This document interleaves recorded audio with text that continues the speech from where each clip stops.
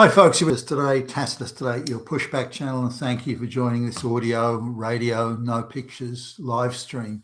In this essay, I'd like to talk about the notion that we see around us all the time that masses of illiterate third world peasants, illiterate in their own language, let alone any Western language, that masses of these peasants, because this is cheap labor, will create endless bounty and wealth. It'll turn the Western economies into powerhouses powered by millions of illiterate peasants, third world peasants, who've never worked, who have no qualifications, who have no job experience, who bring nothing to the table, but somehow this is going to make us all very rich and well off, and the economy needs it and this sort of thing, simply because they're cheap labor. Now, if that were the case, then every country in the world that has lots and lots of peasants that are cheap to employ, like Pakistan or Bangladesh, India, Africa, all these places, they'd all be very rich countries, but they're not. In fact, the places that have the most cheap labor in the world are the poorest countries. So this idea that cheap labor and peasant labor and so on makes a country rich is absurd. It's absolutely ridiculous. And yet I don't really see this being called out by any of the mainstream media, and certainly not the pro-globalist media, because, well, firstly, the globalists tried to tell us that the mass migration was all rocket scientists and so on, rocket scientists that come from third world countries that don't even have a functioning education system, but somehow they produce rocket scientists.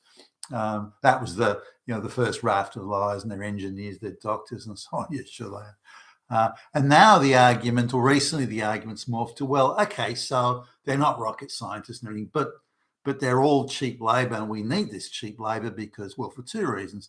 One is it gins up and re-enlivens industries that are going stale and so on. But just as importantly, all this cheap labor is some sort of workers for the world equity program where we're sharing Western bounty with these less fortunate people, and that's somehow a good thing. So it's like a socialist sharing of wealth. But importantly, just as importantly, in the another factor they bring out is that this cheap labor boosts profits, which in turn boosts employment, which in turn boosts all sort of things. Now, I just want to have a look at that because it's I can tell you for a fact that's absolute bullshit, and we're being told a whole lot of lies about this. The cheap labor is an actual source of wealth. In fact, the reality is the reverse, and I'll give you sort of some examples here. Now, one is this is a sort of a construction company, and they do big concrete pours. So we're talking, hundreds of square meters across and going deep, concrete pouring. So that's what these guys do, and they're a regional player, I guess you'd call them. Now, I happen to know the owners and the CEO. So the CEO, they're looking at buying a new, upmarket, going to the latest technology in concrete pouring, and they were looking at buying some concrete trucks that could pour concrete over a longer distance, and so they could be further back in the road and still deliver the concrete, and the concrete could be kept fresh for longer. So let's say there's a bit of rain happening, or there's a delay in the pour. Sometimes, in fact, quite often, the concrete truck, even though it's spinning and adding water, the concrete can spoil. So they've got to go back to get a fresh load.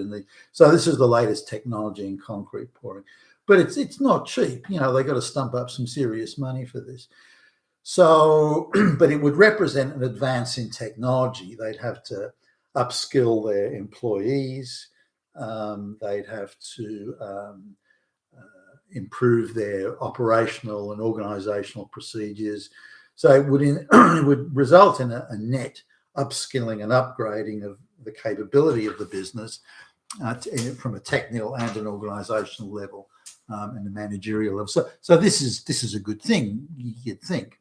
But they sat down and did their sums on this, and they thought, okay, we're going to spend a few $1 million on that new technology, but if we use peasant, semi-legally, if not illegally, if we use third world illiterate peasant labour, we can reduce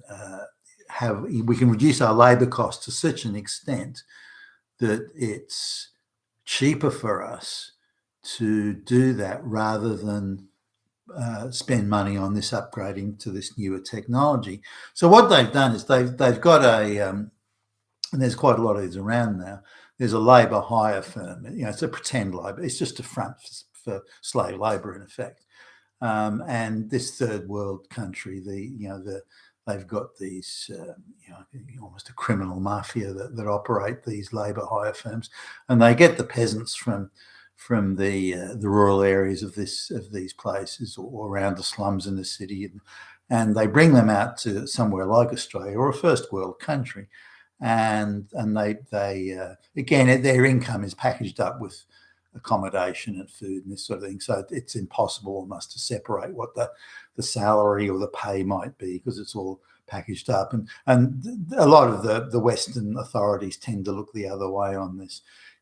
30 years ago, these places would have all been busted up and would have been exposed for the illegal scams and shams they are. But today it's treated differently. It's viewed that, well, if we let these people do their thing, it's going to help or support mass migration, and we want to do that. That's a good thing. I assume they've got instructions from their globalist masters to do this. But so what this concrete pouring company has done, they've decided that they can use this labour hire firm, and they can stand people down. So say they're going to do a concrete pour and it starts to rain, for example. They can just say, okay, well, it looks like the rain's dug in for the day. Send these people home. We're not going to pay them. So from the minute they pull the trigger on this, we don't need the workers on site. The pay stops. Now, if you've got a local worker, a local white guy or whatever, then you can't just send them home like that. If they're casuals, you've got to give them a certain amount of hours of notice. If they're full time, you've got to pay them. It's not their fault it rains, and so on. So. But with these people, through these labour hire firms, you say, right, I don't need you now. Or people can arrive to start working and say, no, look, I've decided I only need 10 people instead of 20. So those other 10 can go home, and so on and so forth. So they've got all these ways of reducing labour costs arbitrarily, unilaterally, the drop of a hat, spur of the moment, that sort of thing. So anyway, this concrete company, they looked at their costs and they decided that it was cheaper quite a bit, by quite a bit they claimed, to use this scam and sham of a labour hire firm with all these illiterate peasant workers rather than upgrade the technology. Now, the ramifications of this are actually huge. And I mean huge, because this is not the only company doing this.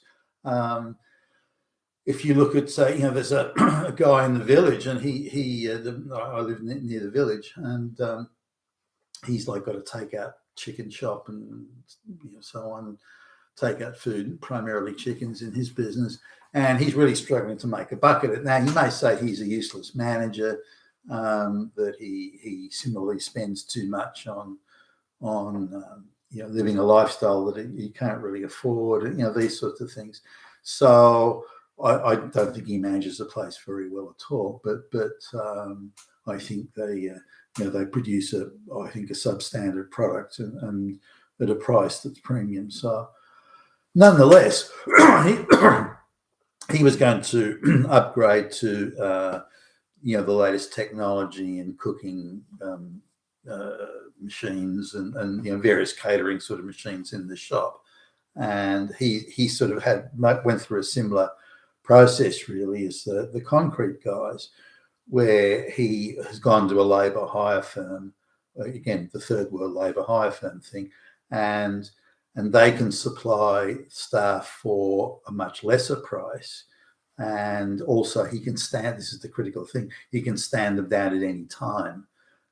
So if it looks like the lunchtime, for example, it looks like the lunchtime is getting busy, he can call in a few workers through this labour hire scam firm, He can call in a few workers, but if things go quiet sort of fairly quickly, or the main sort of portion of the lunchtime has passed and business is dropping off, then he can just say, "No, don't need you now. Off you go."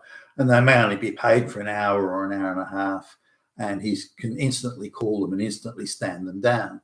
Now that's not legal under industrial and employment law in Australia, but he can do it with these guys because he's going through this labour hire firm and using again these slave labour peasants to do the work.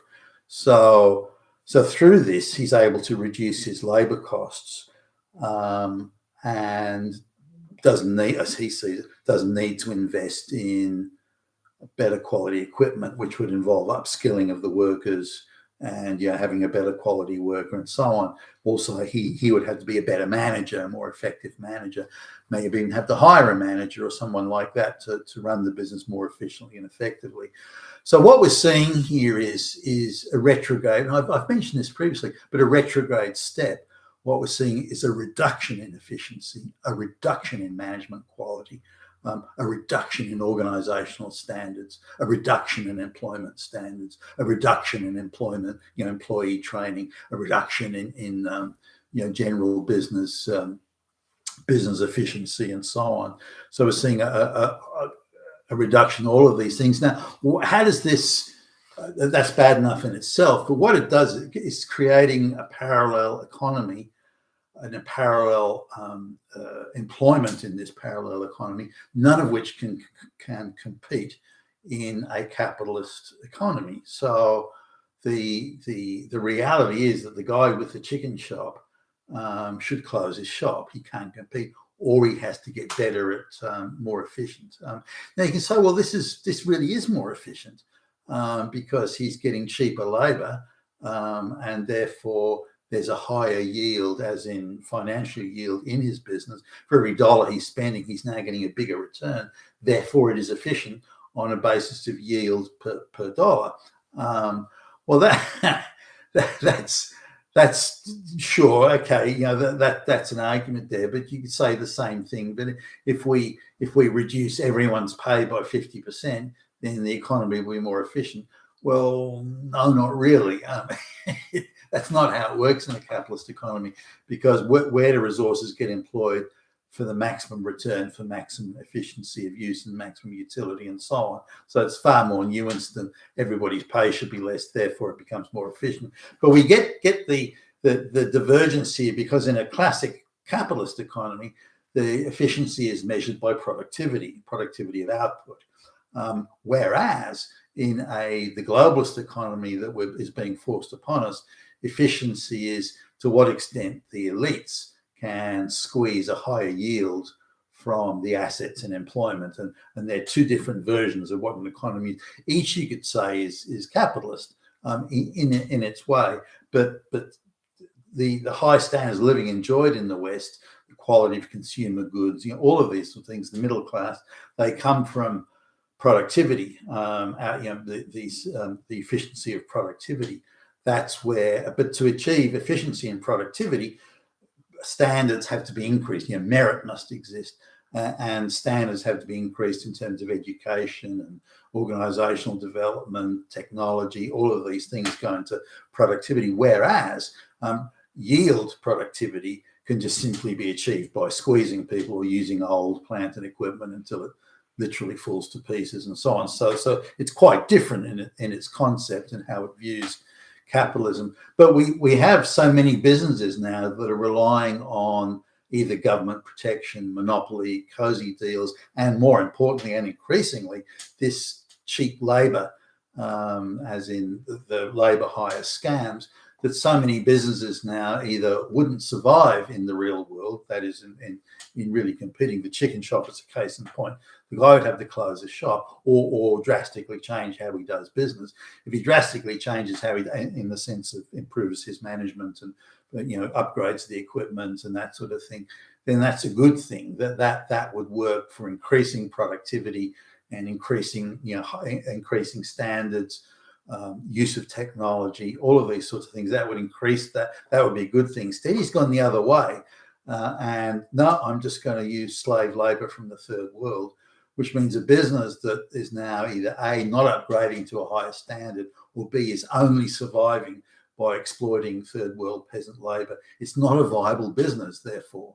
And we've got now businesses all over Australia and all over the West that are surviving and getting by, not because they're viable businesses, because they're using, this is particularly the case in labouring jobs, construction jobs, and takeout food, those sort of jobs, is only surviving because of the peasant, the exploitable peasant labour. So this has created an economy where tens of thousands of businesses shouldn't be existing. They're only there because of this artificial economy, and that's a bad thing, because this is eating up a bigger and bigger total proportion of the economic pie, and we're all going to lose in terms of lower standards of living, and are losing currently. We're all going to lose more as time goes by. You've been with Tassos today, your Pushback channel. Thank you for listening.